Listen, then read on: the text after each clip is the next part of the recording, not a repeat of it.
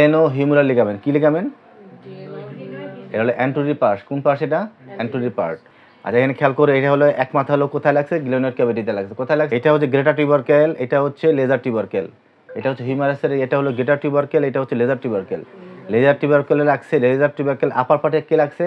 আপার পার্টটা কার? গ্লেনোহিউমেরাল লিগামেন্টের। এর মাঝখানে কে লাগছে? এই নিচের পার্টে কে লাগছে? Middle glenohumeral ligament. নিচের দিকে কে লাগছে? Neck of the humerus. Neck of the হিউমেরাসে কে লাগছে? লোয়ার পার্টটা লাগছে। কিসের? Glenohumeral ligament. আমরা সবাই জানি এই গ্লেনোহিউমেরাল লিগামেন্ট অত্যন্ত স্কার টিস্যু তৈরি হয়, টাইট হয়ে যায়। তার মানে হচ্ছে ফাইব্রাস ক্যাপসুল টাইট হয়ে যায়। ফাইব্রাস ক্যাপসুল টাইট হলে তারা কি বলে? ক্যাপসুলার লিগামেন্ট টাইট হলে কি বলে? Frozen shoulder. কি বলে? Frozen shoulder. যাহাই ক্যাপসুলার লিগামেন্ট তাহাই ফাইব্রাস ক্যাপসুল। যাহাই ক্যাপসুলার লিগামেন্ট তাহাই ফাইব্রাস ক্যাপসুল। যাহাই ক্যাপসুলার লিগামেন্ট তাহাই ফাইব্রাস ক্যাপসুল। খুব ভালো কেমন রাখতে হবে, বারবার বিভিন্ন জায়গায় আসলে তখন প্যাচ লাগে। এটা ক্লিয়ার হচ্ছে আমাদের কোরাকোহিউমেরাল লিগামেন্ট। কি লিগামেন্ট? কোরাকোহিউমেরাল। এর আগে কি পড়েছি? এর আগে স্লাইডে কি ছিল? গ্লেনোহিউমেরাল লিগামেন্ট ছিল। এখন কি বলতেছি? কোরাকোহিউমেরাল লিগামেন্ট। এর আগে পড়ছি গ্লেনোহিউমেরাল লিগামেন্ট, এখন পড়তেছি কোরাকোহিউমেরাল লিগামেন্ট। কেন coracohumeral ligament? Root of the coracoid process. এই এটা কি process? Coracoid process. Coracoid process কার? স্ক্যাপুলার। স্ক্যাপুলার তিনটা প্রসেস আছে, একটা হচ্ছে অ্যাক্রোমিয়ন প্রসেস, একটা হচ্ছে কোরাকয়েড প্রসেস, আর একটা হচ্ছে স্পাইনাস প্রসেস, আরেকটা হচ্ছে স্পাইনাস প্রসেস। এখন বলতেছি এই যে কোরাকয়েড প্রসেসের রুট অফ দ্য কোরাকয়েড প্রসেসের এই কোরাকোহিউমেরাল লিগামেন্টের এক প্রান্ত লাগে। আরেকটা প্রান্ত কোথায় লাগে? আরেকটা প্রান্ত লাগে লেজার টিউবারকেল এবং গ্রেটার টিউবারকেলের মাঝখানে। বলতেছি আমরা sub acromial Barca. Sub acromial Barca, sub acromial Barca. খেয়াল করো, এই মাসেলটার নাম কি? এই লিগামেন্টের নাম কি? Coraco acromial ligament. কি লিগামেন্ট? লিগামেন্ট। এটা হলো কোরাকো অ্যাক্রোমিয়াল লিগামেন্ট। এই যে মাসেলটা দেখা যায় লাল, এটার নাম হলো সুপ্রাস্পাইনাটাস মাসেল। কি মাসেল? সুপ্রাস্পাইনাটাস মাসেল। কি মাসেল? কোথায় লাগছে? এই জায়গায় লাগছে। খেয়াল করো, সুপ্রাস্পাইনাটাস মাসেল। কি মাসেল? তোমরা একটু আগে তোমাদের বলছি যে স্ক্যাপুলার তিনটা স্পাইন আছে। একটা হলো না সরি কি প্রসেস আছে, কোরাকয়েড প্রসেস, অ্যাক্রোমিয়াল প্রসেস, আর এটা হচ্ছে স্পাইনাস প্রসেস। কি? Spinous process. আচ্ছা, হচ্ছে আমাদের গ্ল্যানোইড ক্যাভিটি। এটা হচ্ছে গ্ল্যানোইড ক্যাভিটি। আচ্ছা, এখন যে কথা বলতে চাইতেছি, একটা লিগামেন্ট লাগে কোরাকয়েড প্রসেসে আর অ্যাক্রোমিয়াল প্রসেসে। তাই কোরাকো অ্যাক্রোমিয়াল লিগামেন্ট। একটা মাসেল আছে, নাম হলো সুপ্রাস্পাইনাটাস মাসেল। কি মাসেল? এই মাসেল এখান থেকে আসে আইসা ঠিক এই জায়গায় লাগে। কোথায় লাগে? এই জায়গাতে লাগে। খেয়াল করো, তাহলে মাসেলটা এই জায়গায় আছে। কোথায় আছে? এই জায়গায়। এখানে উৎপত্তি, এখানে শেষ। খেয়াল করো, ঠিক এইটার উপরে একটা বার্সা থাকে যার নাম হইলো সাব অ্যাক্রোমিয়াল বার্সা। কি নাম? বার্সা। এই বার্সাটা খেয়াল করো কারে কারে পৃথক করে, খেয়াল করতে পৃথক করে। এই বার্সা এই অ্যাক্রোমিয়াল লিগামেন্টকে অ্যাক্রোমিয়াল প্রসেস থেকে পৃথক করে। খুব ভালো করে বুঝো, এই বার্সাটা কোরাকো অ্যাক্রোমিয়াল লিগামেন্টকে অ্যাক্রোমিয়ন থেকে পৃথক করে। এবং এই যে তোমার সুপ্রাস্পাইনাটাস মাসেল, এই সুপ্রাস্পাইনাটাস মাসেলকে এই লিগামেন্ট থেকে পৃথক করে রাখে। মনে করো, একটু বুঝো, নিচে কে আছে? সুপ্রাস্পাইনাটাস। কে আছে? সুপ্রাস্পাইনাটাস। আর এটা কি? Coraco acromial ligament. তাহলে এই বার্সাটা পৃথক করে রাখে। বারবার যখন উপর দিকে উঠতে থাকবে, তখন এই সুপ্রাস্পাইনাটাস মাসেল যদি অ্যাক্রোমিয়াল প্রসেসের সাথে বারবার ফ্রিকশন হয়, তাহলে এই ভোঁসটা ক্ষয় হইতো, এটাও ক্ষয় হইতো। তাহলে এটার মধ্যে একটা কুশন থাকে, সেই কুশনের নাম কি? বার্সা।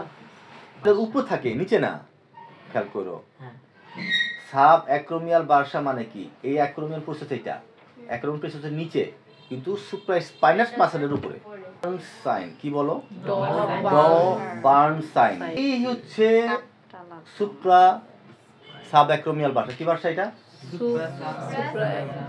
Sub acromial bursa. কি বার্সা? Sub acromial bursa. এইটা কি? Supraspinatus muscle. এটা কি? এইটা সম্ভবত কোরাকো অ্যাক্রোমিয়াল লিগামেন্ট। এটা কি সম্ভবত? বার্সা। এটা কি? Supraspinatus muscle. আচ্ছা, এবার খেয়াল করো, এই বার্সাটা মোটা হয়ে ইনফ্লামেশন হয়েছে। যদি ডবার সাইন কি? এক কথা শেষ। তুমি হাতটা মাসেলের উপরে পাতে যদি আমি চাপ দেই, যদি আমার ব্যথার অনুভব হয়, এবং হাতটা যখন আমি উপরের দিকে তুলি তখন যদি চাপ দিই ব্যথা যদি না থাকে তাহলে ডবার্ন সাইন পজিটিভ। কেন? কারণ যখন খেয়াল করো সাব অ্যাক্রোমিয়াল বার্সাটা ইনফ্লামেশন, যখন আমি ছেড়ে দিলাম তখন বার্সাটা এখানে প্রেজেন্ট, চাপ দিলাম ব্যথা অনুভব হইলো, যখন আমি হাতটা তুললাম তখন ওই বার্সাটা ভিতরে ঢুকে গেল। কেন ভিতরে ঢুকে গেল? যখন তুললাম ওই যে এর আগে যে বার্সাটা ছিল ওটা ভিতরে পুষে গেছে, ভিতরে চলে গেছে, পরে চাপ দেওয়ার পর ব্যথা থাকবে না, কারণ বার্সা তো ওখানে নাই, মাসেলের উপরে লাগবে, এইজন্য মাসেলে লাগবে, বার্সা সমস্যাটা বার্সায়। অতএব ঠিক অ্যাক্রোমিয়ন প্রসেসের নিচে ডেল্টয়েড মাসেলের উপরে যদি চাপ দেই, যদি ব্যথা না অনুভব হয়, হাত যখন অ্যাডাক্টেড তখন যদি ব্যথা হয়, এবং হাত যদি অ্যাবডাকশন করি তখন ব্যথা যদি না থাকে, তা ডবার সাইন পজিটিভ। আর কেন এই যে তোমার সাব অ্যাক্রোমিয়াল টেন্ডিনাইটিস বা সাব অ্যাক্রোমিয়াল পেইন কমন একটি প্রবলেম শোল্ডার জয়েন্টের। কেন পেইন? এই যে ইরিটেশন হয়, এই বার্সাটা ইনফ্লামেশন হয়, অনেক কমন একটি সমস্যা আমাদের সমাজে আমরা পাই বারবার ইরিটেশনের কারণে। এটা প্রশ্ন আসবে, ক্রনিক কন্ডিশনে তো উদাহরণ দিতে পারবো। অ্যাকুট কন্ডিশনে কি দিব? এই বার্সাটা, ঠিক আছে, এই বার্সাটা, ঠিক আছে, এই বার্সাটা ভিতরে ঢুকে যাচ্ছে, যখন তুলে আমি তখন ভিতরে ঢুকে যাচ্ছে। আসো এবার আমরা একটু এসে যাই। ডেল্টয়েড কি মাসেল? এটা ডেল্টয়েড। এই মাসেলটা পেক্টোরালিস মেজর, ঠিক আছে। তাহলে শোল্ডার জয়েন্টের ফ্লেকশন কি? এটা কি ফ্লেকশন? কার ফ্লেকশন? এটা এলবো ফ্লেকশন। এটা হচ্ছে শোল্ডার জয়েন্ট। এখন কি জয়েন্ট, কেন কি মুভমেন্ট হইছে? দুইটাই হইছে। শোল্ডার জয়েন্টের ফ্লেকশন হইছে, তাহলে শোল্ডার জয়েন্টের ফ্লেকশনের জন্য মনে রাখবা কিছু মাসেল থাকে প্রাইম ওভার। কি মাসেল থাকে? Prime over. কিছু মাসেল থাকে সহযোগী। এটা তো ক্লিয়ার বুঝি? অ্যাক্টিভ মূল সে কাজ করে, আর কিছু মাসেল তার সহকারী কাজ করে। স্যারেশন হয়েছে, কাজ করতেছে না, তখন আমরা কি করি? মাসেলে অ্যাসোসিয়েট মাসেলকে আমরা কাজ করাই, ওই কাজটা আমরা কি করি? ওই ফাংশনটা তাকে ইনটেক করে। যেমন ধরো ডেল্টয়েড মাসেলটা কোনো কারণে ভালো কাজ করতেছে না, তখন এই যে সাপোর্টিং মাসেল আছে সেই মাসেলটা আমরা কী করবো? আরও ভালো কাজ করাবো। যেমন এখানে বলা হয়েছে, দেখো accessory muscle K short head of the bicep রাখাই, তারপর কি কোরাকুট রাখিয়ে। তাহলে আমরা যদি ডেল্টয়েড মাসেল যদি আমাদের ল্যাসারেশন হয়ে যায়, তাহলে আমরা ওই দুটো মাসেলকে যদি আমরা পিক আপ করে যদি ভালো স্ট্রেংথ করি, তাহলে আমাদের ওই ব্যক্তির শোল্ডার জয়েন্টের ফ্লেকশন কাজটা আমরা তার করাই নিতে পারি। মাসেল, আমরা মাসেল সম্পর্কে আমরা আরো বিস্তারিত করবো। এই মুহূর্তে যেটা বলি, একটু খালি হালকা করে ধারণা নাও, সেটা হচ্ছে আমার ডেল্টয়েড মাসেলের তিনটা হেড, তিনটা অরিজিন। একটা হলো ক্লাভিকুলার পার্ট, একটা হচ্ছে অ্যাক্রোমিয়াল পার্ট, একটা হচ্ছে এই স্ক্যাপুলার স্পাইনাস পার্ট। লেটারাল পার্টটাকে অ্যাক্রোমিয়াল প্রসেসে, ঠিক আছে। আর lateral half of the clavicular কোন পার্ট? এটা হলো অ্যান্টেরিয়র পার্ট। আর পোস্টেরিয়র পার্টকে স্পাইনাল নিচের অংশ, উপরের অংশে কে লাগে? ট্রাপিজিয়াস লাগে। তাহলে তিনটা মাসেল একসাথে হয়ে আমাদের ডেল্টা টিউবারসিটি অফ দ্য হিউম্যানাস এখানে ইনসারশন হয়।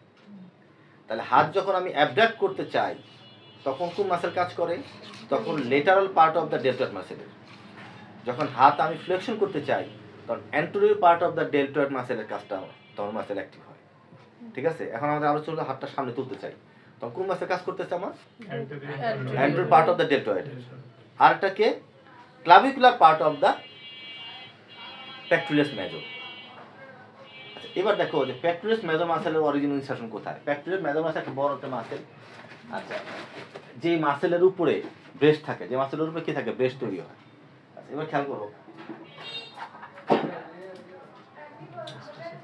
এই ক্লাভিকুলার মিডিয়াল অংশ হাফ থেকে কে উৎপন্ন হয়? Pectoralis major. এবং এই যে তোমার কোস্টোকন্ডাল, এখানে কি উৎপন্ন হয়? Pectoralis major. এখানে এই জায়গা থেকে একটা বড় অংশ এবং এই জায়গা থেকে অংশ, দুইটা মাস একসাথে উৎপন্ন হয়ে এই যে হিউমেরাসের লেটারাল লিপ অফ দ্য বিসিপিটাল গ্রুপে তার ইনসারশন হয়। কে? পেক্টোরালিস মেজর, ঠিক আছে। পেক্টোরালিস মেজর কোথায়? Middle one part of the clavicular, এবং কোস্টো স্টার্নাল পার্টে কে তৈরি হয়? এই পেক্টোরালিস অংশ। দুইটা অংশ দুই জায়গা থেকে উৎপত্তি হয়। এই ইনসারশন কোথায় হয়? বিসিপিটাল গ্রুপের লেটারাল লিপ। বিসিপিটাল গ্রুপের দুইটা লিপ, একটা হলো মিডল লিপ, একটা হলো লেটারাল লিপ। লেটারাল পার্টে কে? Pectoralis major.